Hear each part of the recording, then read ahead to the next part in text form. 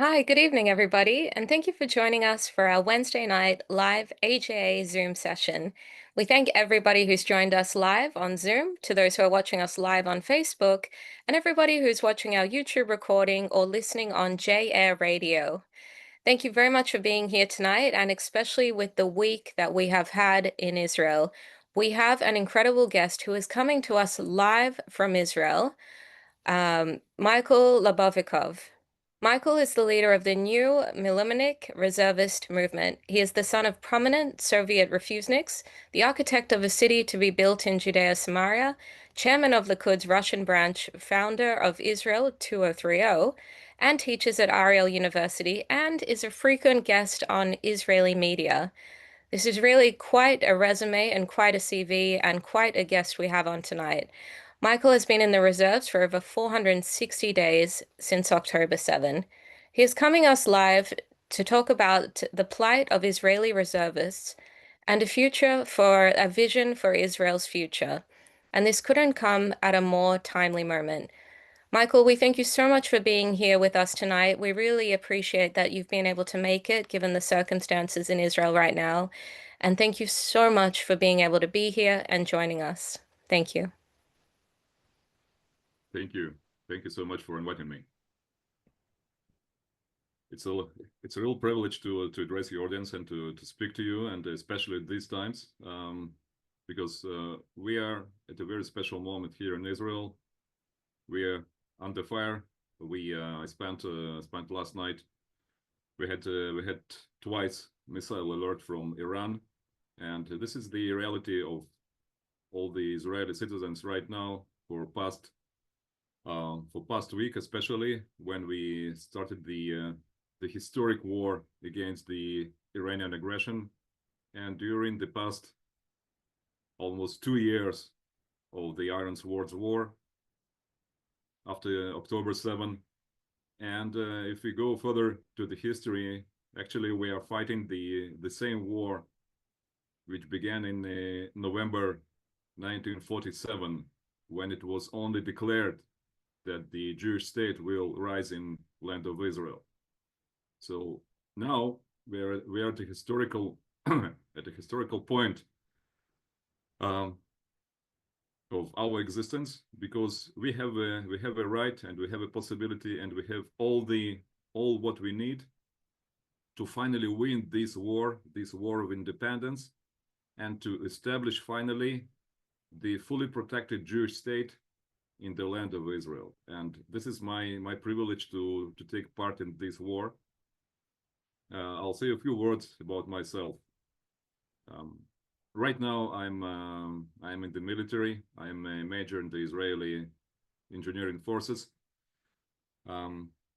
Almost, I stopped counting my days in the military. It's somewhere between 470 and 480 days. I'm in the military, like other hundreds of thousands of Israeli reservists and soldiers. My son is serving in the IDF also these days. My daughter is about to recruit to the army in the next half a year. So we all at this war. And if you ask the legitimate question, why I am still doing the military service, because when I was a young boy in the Soviet Union, my family was refused to go to Israel for 9 years. We spent 9 years being Refuseniks from 1979 to 1982. It was my dream to be in my country, to build my country, to serve my country, and to have this incredible feeling of being a part of my country.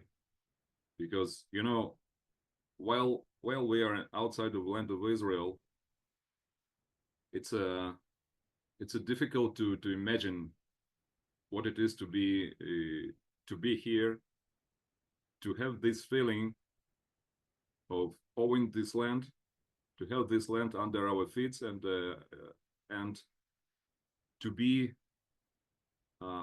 someone who is restoring this historic chain of presence of Jewish people in our land.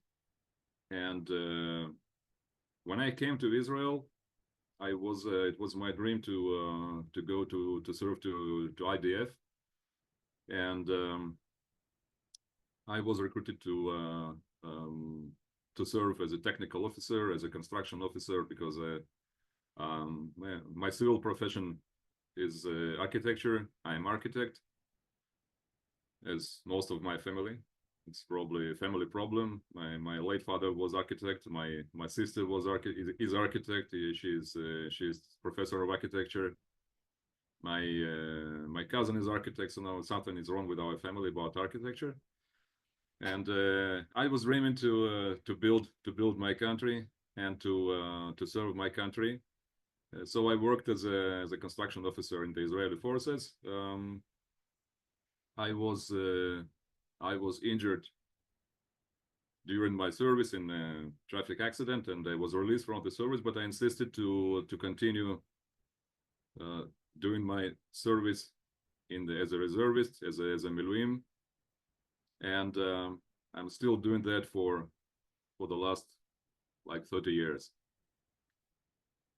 And I'm also involved in politics, in the public activity here in Israel. Formally, I'm a member of the Likud party, and before that, I hope I guess some of you remember there was a Tchia party, led by Geula Cohen and Yuval Neiman, people who declared that we must unite our country. We can't accept that the world allowed us to have only part of our country, as it was in the United Nations in 1947. And there is no such a thing as a green line. There is no such a thing as East Jerusalem and West Jerusalem and the West Bank. You know, I live in Israel for 37 years. I still don't know where the West Bank is, because there is no such a thing as West Bank. It's Judea and Samaria. It's part of Israel, like other part, like Golan Heights, like Negev, like Galil. So we can't keep drawing these colored lines on our map. All our land should be ours fully. And you know, I guess you know the famous slogan which became very popular these days, from the river to the sea. I absolutely agree with this slogan. All land of Israel, from the river to the sea, should be ours. And I'm trying to do all what I can to support this activity, to unify our land, and the most important, to unify our people around this goal. Because, you know, I'm proud Zionist, and I believe that the major goal of Zionism is not just to bring the people from exile, from Galut to the land of Israel. Zionism is not the tour agency. It's something more. The main idea, the main goal of Zionism, my point of view, is to restore the Jewish people again in the land of Israel. Because for past 2,000 years, we existed as a different communities all around the world. It is a miracle that we survived as one nation, but only if we unite in the land of Israel, and only if we understand that we should be one nation, not the combination of different communities, not only the representatives of Mizrahi and Sfaradi and Ashkenazi, and I don't care about all these differences. We are all one people, and the main idea of the state of Israel, of the Jewish state, is to unite us back to be one people, as we were before the exile. and it's happening somehow now in a mysterious way. Unfortunately, we should have a war to understand that we should stay united, and now we are trying to get us all together and to see and to define and to decide finally how we end this war and how we continue to build our state and to still unifying our nation in the land of Israel. Because the war we are having right now is not just a military event. Even if we see on what's going on now with Iran, which is totally incredible. Our air force right now in Iran is flying like without any obstacle, something we couldn't dream even before a week ago. And we have our forces on the ground, and we are doing all we can to remove this threat of Iranian nuclear weapons and to destroy the all this Iranian system of hostility against Israel, and to remove completely all threats to our future and security and existence, which Iran was the source for decades. And but still, our main purpose, our main goal of this war, as I can see it, is to define, to decide what will be with the Jewish people after we finish this war. And Jewish people, I'm talking about not about the citizens of Israel. I'm talking about the entire Jewish nation, because we all are one people.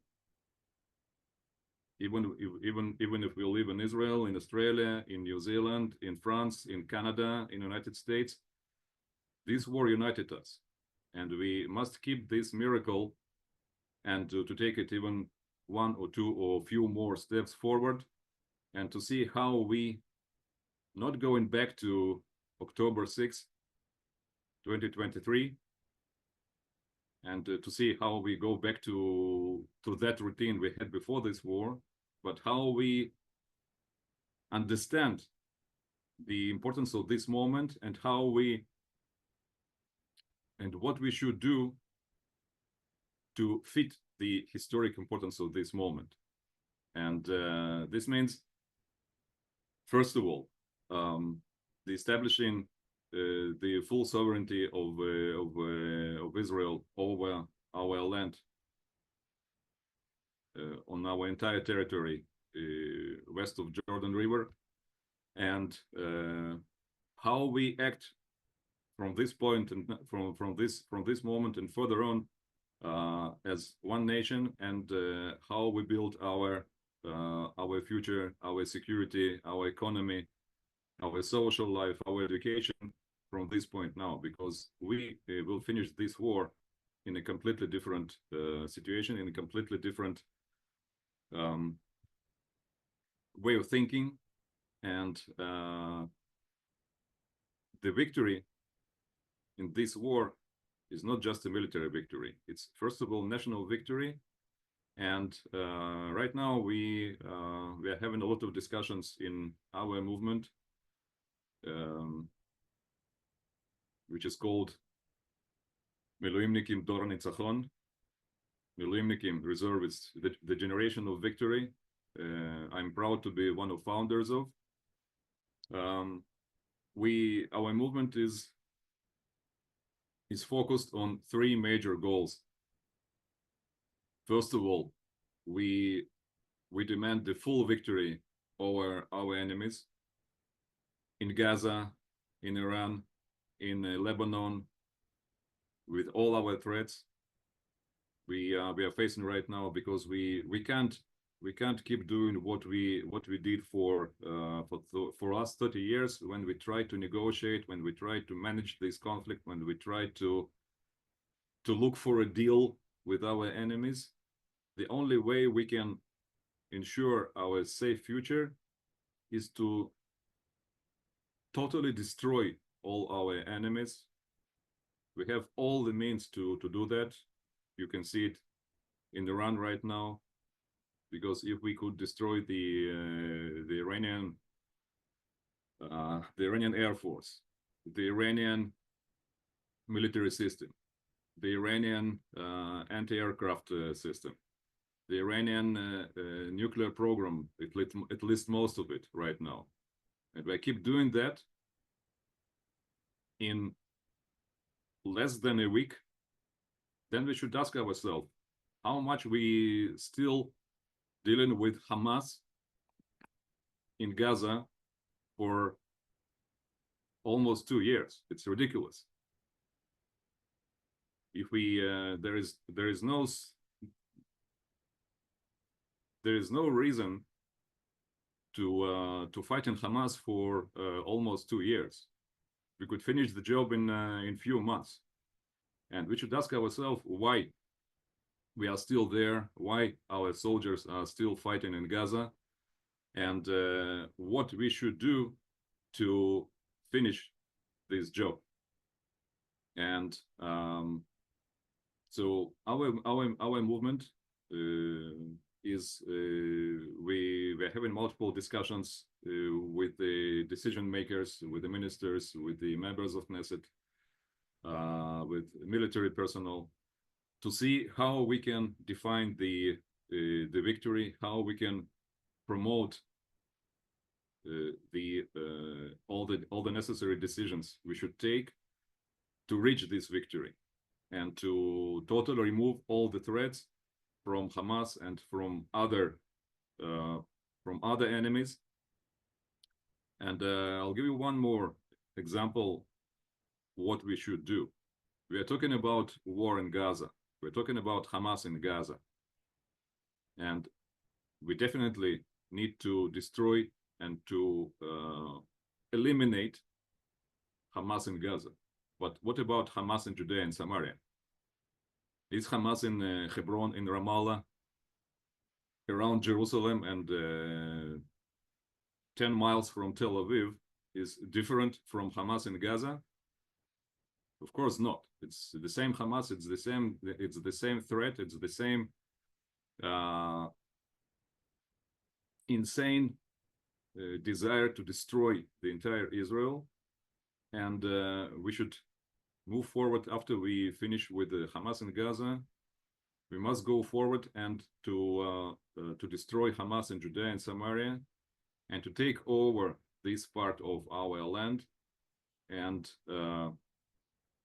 not to keep trying to negotiate with the so-called Palestinian terror organizations in Judea and Samaria, but to remove them all. And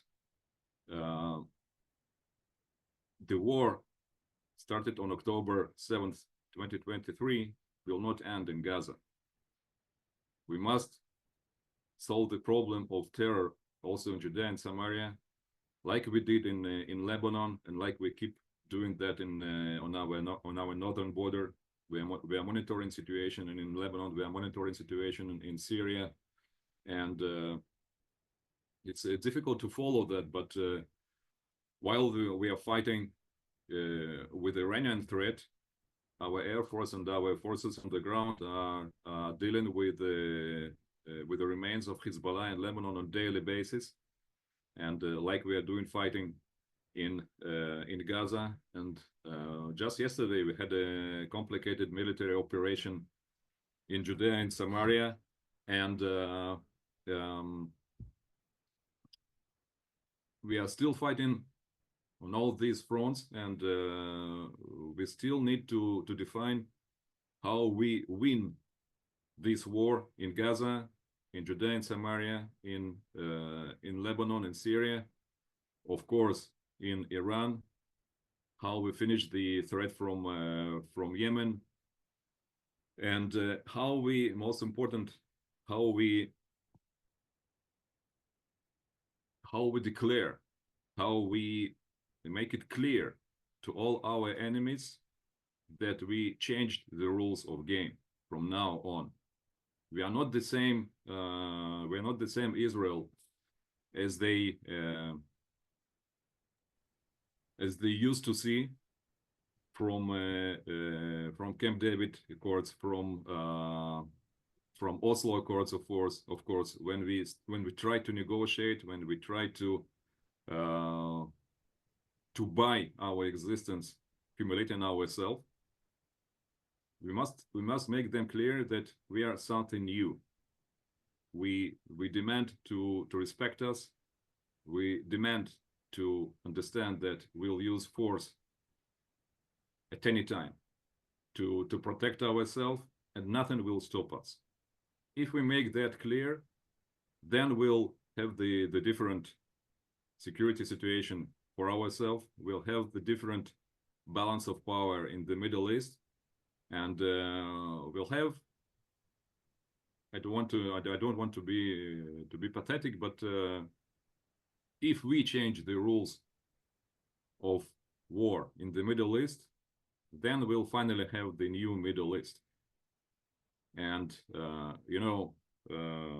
there's a famous saying of Golda Meir, who said that if Arabs will lay their weapons down, there will be no wars in the Middle East.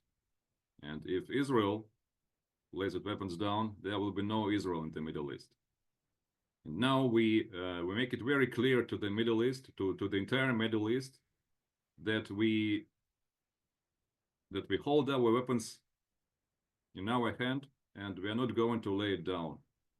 And this is the new situation we created, and we must keep making it clear in the future that these are the new rules of our security. These are the new rules and new way that they should respect us. And if this happens, then our situation will be better. And I think the general security situation in the Middle East will improve dramatically. And this is the first point our movement of Miluimnikim or reservists is focused on. Another direction of our activity is building Israel of the future. We are doing right now. Our people are. I'm not the only one who is serving for hundreds of days in this in the military in Miluim these days. All of us, we are officers and soldiers, and we are going to the army when we are called. But our major project, our movement, is establishing new settlements, new towns, new villages in the most important areas of Israel, most important for our future. Right now, we are working on putting on the ground 3 new settlements. 2 of them are in Jordan Valley, on our eastern border. One of them is next to the northern border of Israel, and we are having groups of Miluimnikim, of reservists, because we are talking about the organizing these settlements, these new future towns established and organized by Miluimnikim, by reservists, next to Gaza, next to our southern border, all the areas which are underpopulated right now in Israel. We are trying to establish the new settlements there. I don't like the word settlement because it has negative connotation because of all the anti-Israeli propaganda. And by the way, Hamas and other so-called Palestinian terror organizations call all of us settlers. you know, when they invaded kibbutzim on October 7th, we should see it on their cameras. We took over when they entered the kibbutzim in Gaza, in the area around Gaza, and when they slaughtered the Israelis there, they called, "Oh, here are the settlers. Let's kill them." So they don't separate. You don't approach differently the Jews in Judea and Samaria and the Jews in Tel Aviv and Haifa. We are all settlers for them. So if we are talking about what we are doing now, we are establishing settlements, we are establishing new towns, new moshavim, new points on our map where we should live, because this is our country. And this is the second major project of our movement.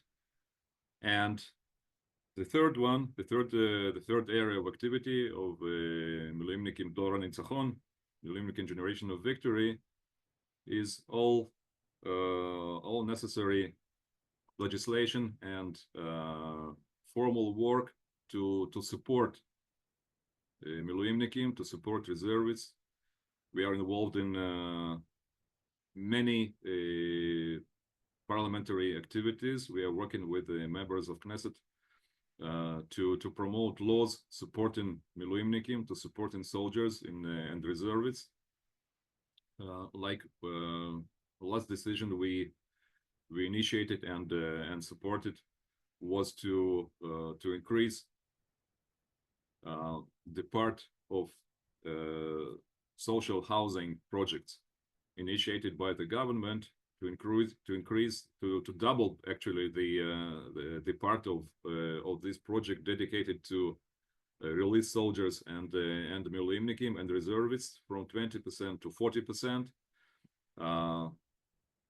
to allow the reservists to buy a new home and to establish their home in Israel. And we have other initiatives like supporting, like providing special conditions for Miluimnikim and for reservists to enter the universities and to get the education.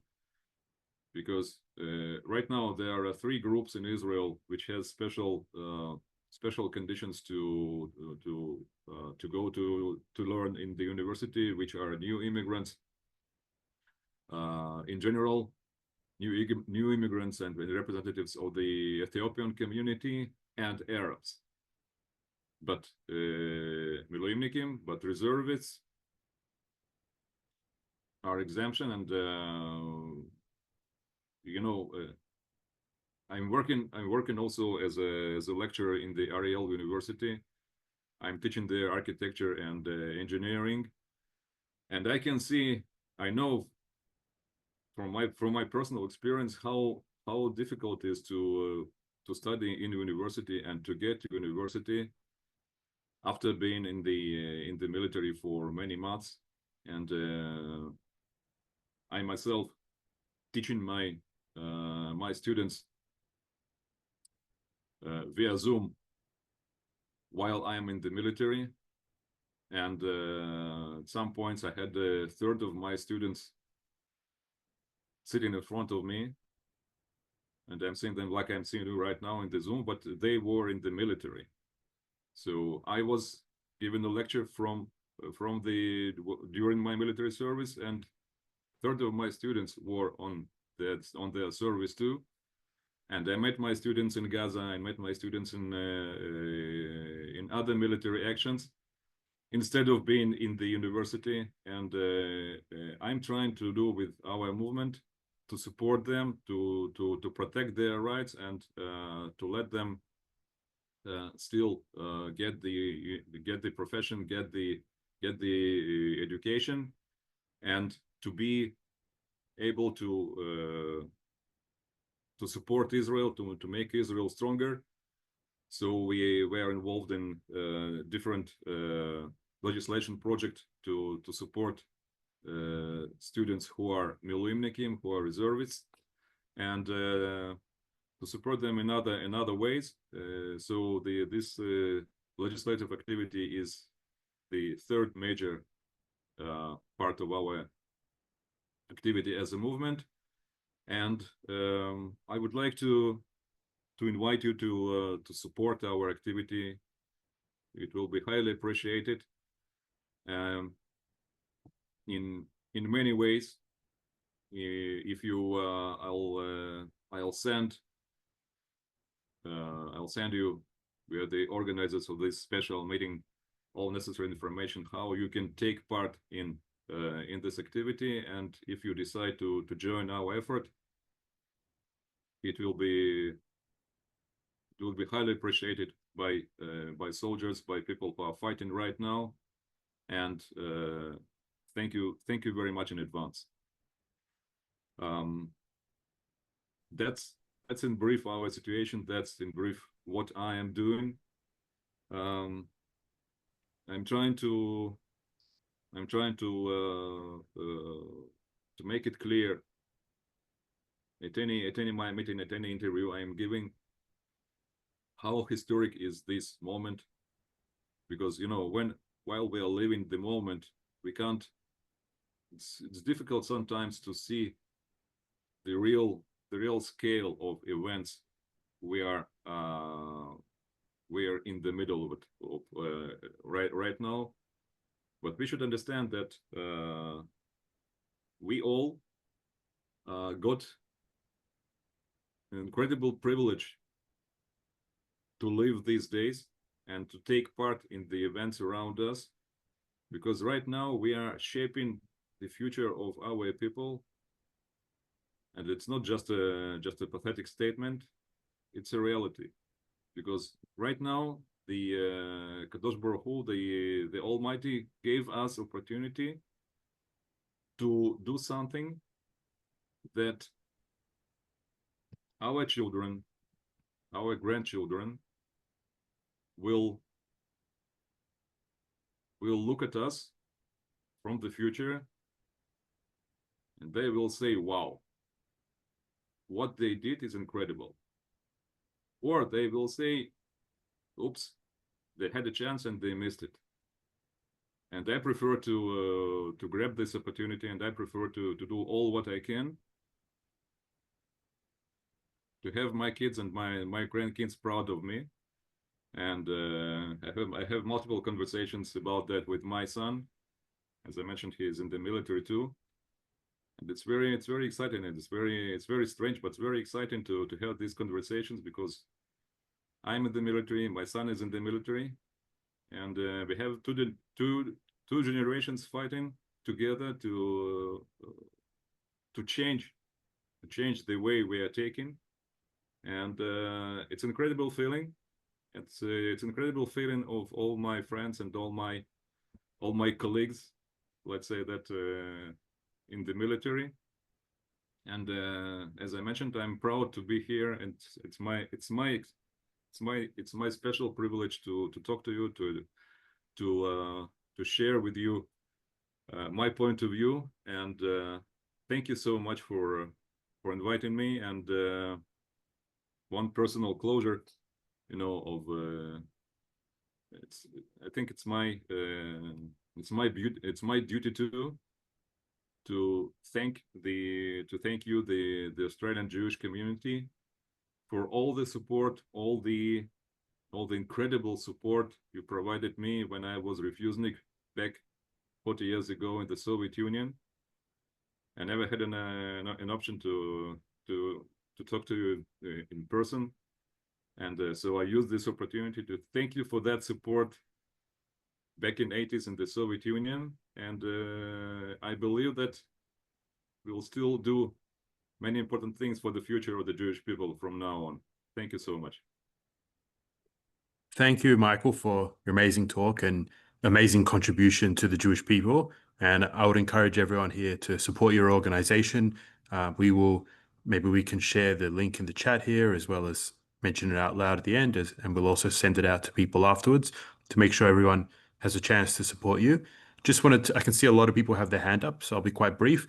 I just wanted to mention we will be visiting Ariel University. We're planning a trip to Israel quite soon. So if anyone in the chat has not signed up yet, make sure you have. We'll be stopping by Ariel University, which is very exciting.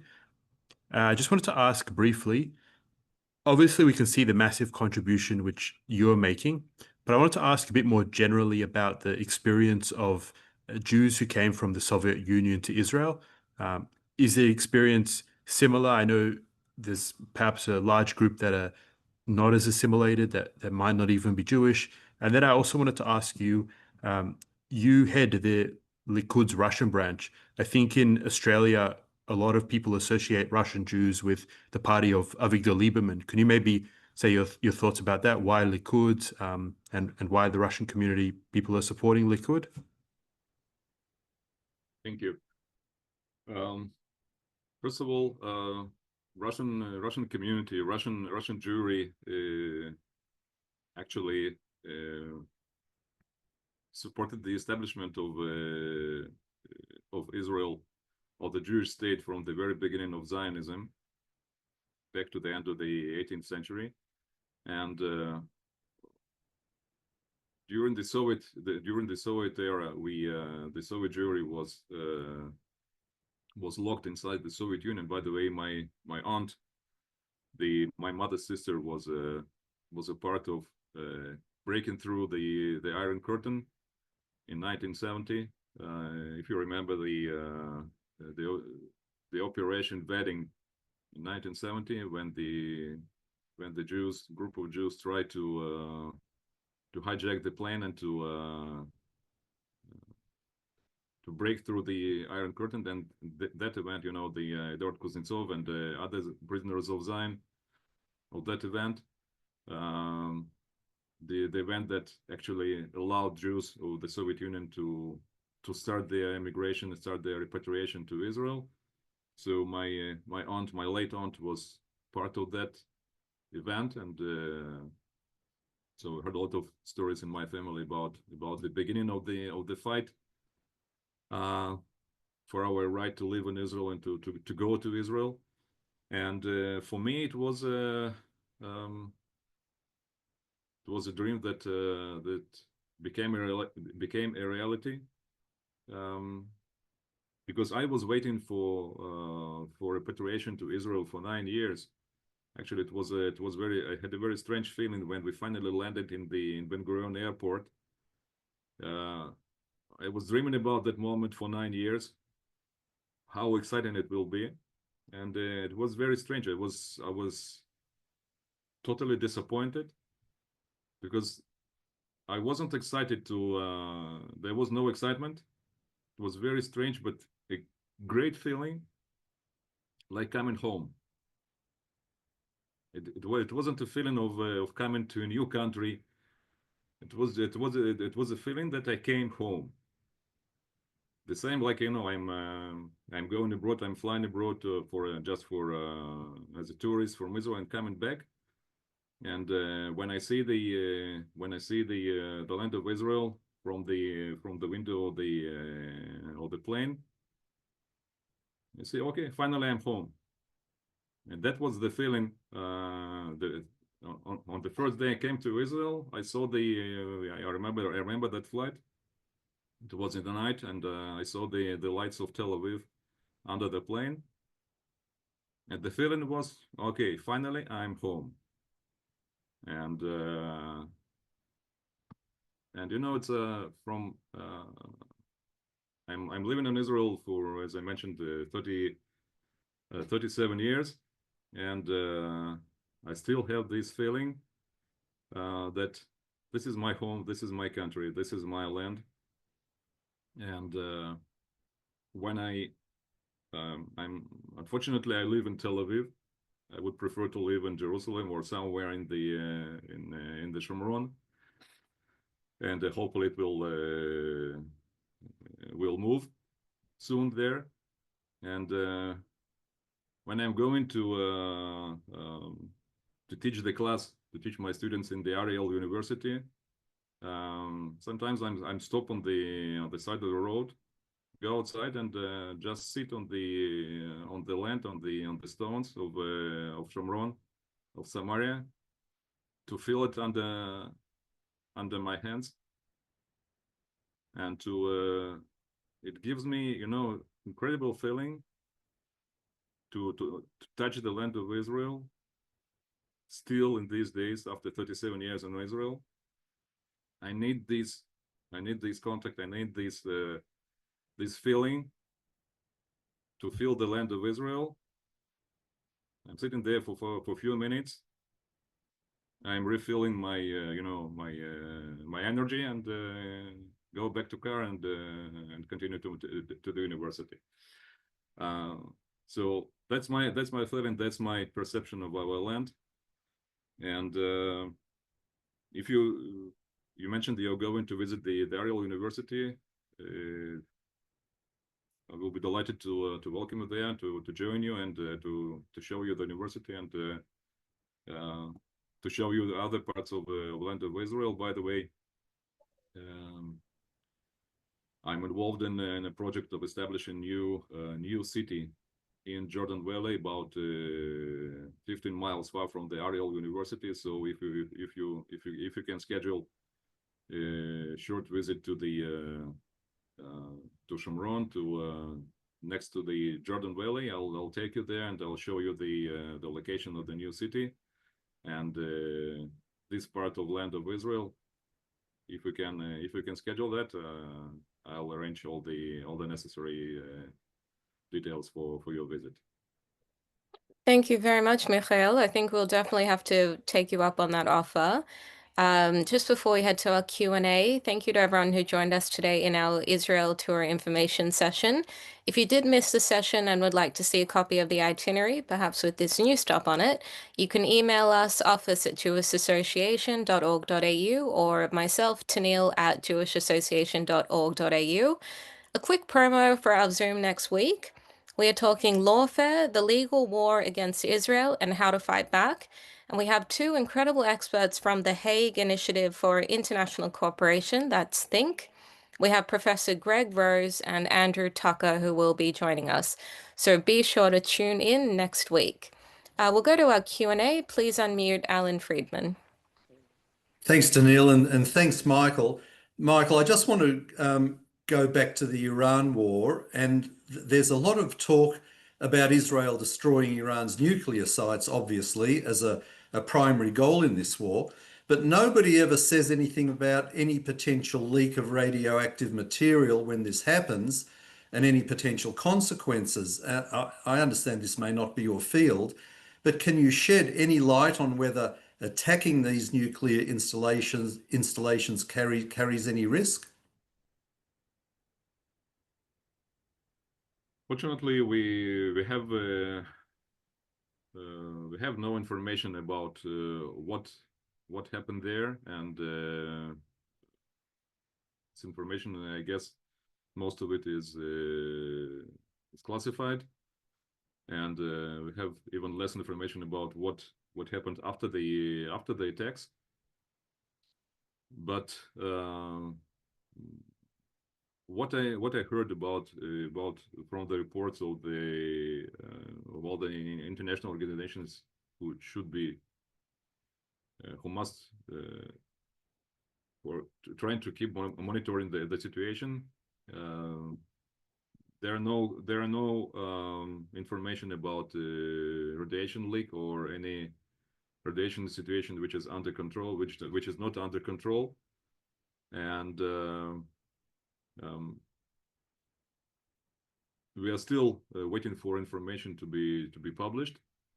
What is more important, the reason for this attack, the reason for this war, the reason for these incredible risks we took and we are still taking, is that according to what was published in the media and what was mentioned by the Israeli officials, is that Iranians actually they started to they rushed to their ability to have a nuclear bomb after October 7th, they understood very, very quickly that that Hamas will not do the job, so they will have to move forward to have their bomb, and they were actually these days when we launched the attack and when we started this war against their nuclear program, they were even not a few steps, even one step away from having a bomb. They were the information that was published that they probably were in the final stage of building all the necessary devices to have nuclear weapon fully enabled. So it was the matter of days or weeks that they would have the fully enabled nuclear weapon, and this was our only way to stop that, because, as you know, Iranian regime, and I stress that I want to make it clear, this war is not against the Iranian people. This war is against the Iranian regime, who declared that its major goal is to eliminate Israel, to weaponize Israel, to stop our existence. And they were days away from having the nuclear weapon, so we acted to remove this threat and not to allow them to have this nuclear weapon. Thank you, Michael. Dr. Goldbaum, would you like to unmute, please? Sure. My question relates to architecture, and in particular the safe rooms that are now mandatory in all new buildings. The recent casualty figures of, was it 24 Israelis killed during missile attacks and some 1,200 or so wounded? How many of those people were actually in their safe rooms? And the second part of the question is, what is the actual cost or additional cost of constructing a safe room in, say, a 2-bedroom apartment? Thank you. I'm involved of planning these safe rooms, and I'm following the defining of rules for these safe rooms by the Home Front Command. And actually, unfortunately, we lost lives in this war after the Iranians attacked us with the missiles, targeting civilian targets in Israel. But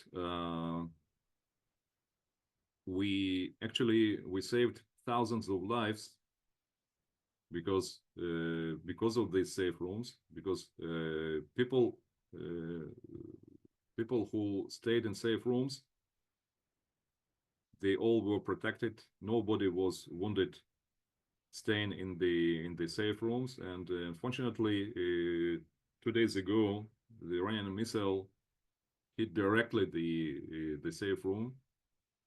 This is, you know, the chance it will happen with 1 to 1 million, but it happened, unfortunately.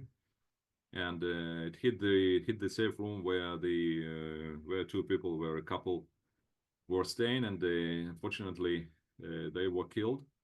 But hundreds of other residents of that house actually survived, because they stayed in the safe rooms. And this is the 20-story building. Each floor has 4 apartments, so we're talking about 80 apartments in that building. And we have only two people killed and few others wounded.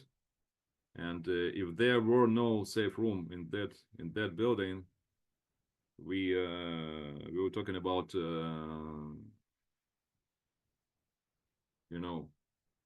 completely different number of victims and casualties. So the main purpose of the safe room is to protect the people inside from the impact of explosion. If explosion doesn't hit directly the safe room, but the missile or rocket explodes next to the safe room, then still people are safe inside, because it's planned to withstand the wave of explosion. Unfortunately, I don't know the proper name of this effect. But you know, when you have an explosion, you have the explosion of the fire of the explosives, and then the wave, the impact of the air wave, compressed air wave, which expands and then sucks in back. And the impact, the safe room is planned, is designed, and is tested by multiple tests to withstand this impact of this explosion wave. So people who are inside are actually they are safe. And in all sites we have that were hit by the Iranian missiles, if there were no safe rooms, we were talking about the hundreds of victims and thousands of people wounded. Thanks God, people are following the instructions, are staying inside the safe room, and that's what saves their lives. Thank you, Michael. Robert, please unmute. So that wave's called a shockwave. You knew it's a shockwave. My question is, yeah, exactly. Thank you. Yeah, my question is, I hear a lot of IRGC officers are now defecting and pledging allegiance to the son of the Shah. Could that be the reason you think that Trump is stalling going in at the moment? Sorry, I'm not sure I got your question properly. I'll repeat, sorry. I'm hearing that a lot of the IRGC officers are defecting their positions and pledging allegiance to the son of the Shah. Do you think that's the reason that the Trump is just not going in straight away? Is just holding back for this to develop? I don't have enough information. I believe that something is happening inside Iran. We are still monitoring. We don't have enough information, but I think the major outcome of this war with Iran should be the removal of the regime and the liberating the Iranian people from this regime, and what they will do, how they will take their situation. That's their own decision. We can only support that that democracy will be restored in Iran, and we will. We say it many times that we would like to establish relations with Iran, because you know, like before the Islamic Revolution, Iran was the only country in the Middle East which had the full diplomatic and economical and public relations with Israel, and we believe that we are very close of restoring the situation in the end of this war. Thank you. On, please unmute. Hi, Michael. So my question is, I know IDF worked with Hazda to rescue survivors from October 7th.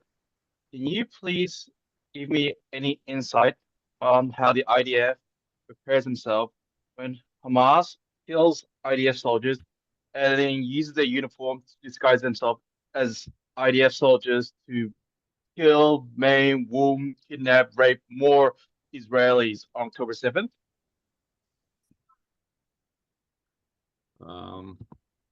Could you say it again, please? I'm sorry. I'm having trying to monitor the situation on my phone. I apologize, but I'm still in the military. But so I missed your question. Okay.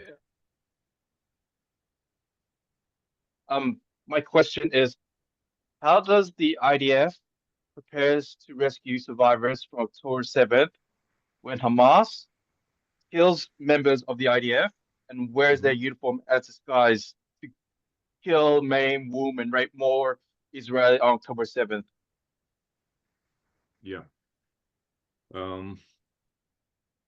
We try all the time to use any opportunity to rescue our hostages in Gaza.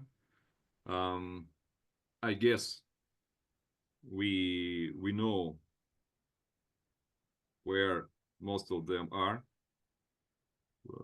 We tried as it was published in the media. We tried many times to rescue them, but it's quite complicated because we don't want to endanger the hostages, because if there is a situation that we are trying to rescue them, Hamas will have these few seconds to kill them, as they did on a couple of occasions. So we are trying to rescue them only when we have clear opportunity to rescue them safely. And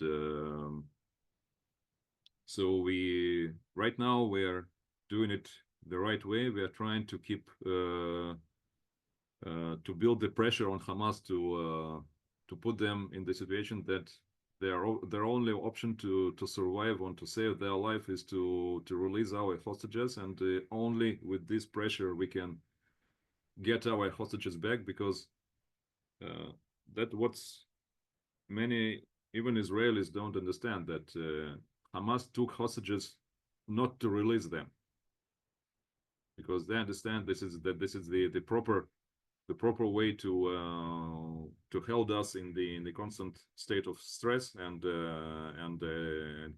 keep pressure on Israel, and they don't have any intention to release all the hostages. So we must bring them to the situation. We must force them to really negotiate the release of our hostages, and this is only by applying the force and excessive force on Hamas, like what we are doing now. And the second part of your question, of course, we are aware of intentions of Hamas to take another hostages. They are planning, and we understand that they can do it, and they're definitely planning and trying to restore and to repeat the October 7th, or even on a smaller scale. And we understand that it may happen not only around Gaza, but Hamas may launch such an attack also from Judea and Samaria, and cities like Kfar Saba and Netanya and Petah Tikva are very close to the areas in Samaria where Hamas is very active, and we are monitoring this situation too, and doing all what we can to not to let them to repeat the October 7th, even on a smaller scale in other part of our country. This is the war, and until we defeat Hamas, until we eliminate totally the threat of Hamas, we'll have to keep monitoring the situation and keep doing all what we can to avoid any their attempt to take another hostages. Thank you, Michael. Unfortunately, we are out of time for this evening. Firstly, I'd like to bring a big thank you to Ina Zaitseva, who thank you very much for helping organize this evening's Zoom and organizing Michael to be with us this evening. We really appreciate it. Secondly, I have popped a link to the organization in the chat. For those who are listening on the radio or watching the recording, that is www.miluimnik.org.il/ENG for the English version. So you can pop onto that website, you can find out more information, and we do encourage everyone who's supporting to support, donate. Definitely, I'm sure that the organization and Michael would appreciate all the support from Australia. Michael, thank you for being here tonight. I can see the chat has been alive with amazing comments, with thank yous. It has been an excellent presentation. We appreciate so much that you were able to make it, especially tonight. We weren't sure that you were, so we do appreciate that given everything that's going on, you've made the time. And I know that Australia, we support you. We're behind you 110%. Thank you so much, and it was my privilege to talk to you, and looking forward to stay in touch and to share our activity with you. And as we said, we will see you in Israel. Definitely looking forward to welcome you in Israel, and I'm staying at your.